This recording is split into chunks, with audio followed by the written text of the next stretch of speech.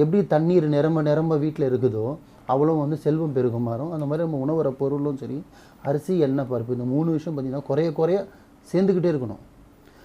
கடைசியாக தொடச்சி எடுத்துடக்கூடாது. பாத்திரத்தை கழுவி நம்மளால பார்த்தீங்கன்னா தொடச்சி கழுவி எடுத்து போட்டுட்டு தான் சூப்பர் மார்க்கெட்டுக்கே போவாங்க. இருங்க நான் இப்போ தான் வாங்கவே போகிறேன்னுவாங்க. இப்போ அந்த தவறு செய்யக்கூடாது. ரொம்ப முக்கியமான விஷயம். ஸோ இல்லைன்ற வார்த்தையை பயன்படுத்தக்கூடாது. காலி ஆகிடுச்சின்னு ஒரு வார்த்தையை பயன்படுத்தக்கூடாது.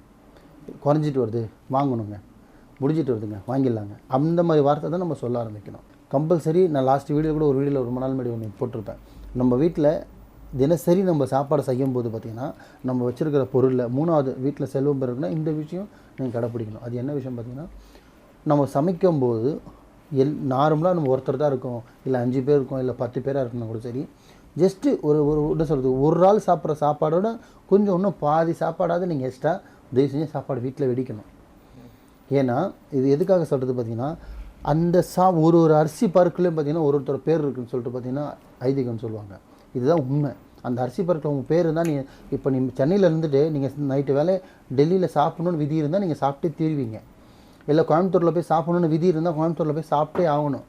இதாம்மா உண்மை. ஏன்னா விதி வந்து நிச்சயிக்கப்படுறது, அது மாற்று கருத்தே கிடையாது. ஸோ அந்த மாதிரி நம்ம செய்யும்போது ஒரு சாப்பாடு ரெடி பண்ணும்போது 5 பேரோ 10 பேரோ ஜஸ்ட்டு ஒரு கை சாப்பாடு கொஞ்சம் நீங்கள் அதிகமாக விடுங்க. இது என்ன ஆகும்னு பார்த்தீங்கன்னா, அழகாக அப்படி ஒன்றுன்னா நீங்கள் எக்ஸ்ட்ரா செய்யும்போது அதை நாடியோ இல்லை அதை தேடி ஒரு ஜீவன் உங்கள் வீட்டுக்கு எப்படியாவது ஒரு ரூபத்தில் ஒரு ஜீவன் வரும். ஏன்னா அந்த சாப்பாடு அவனுக்கானது.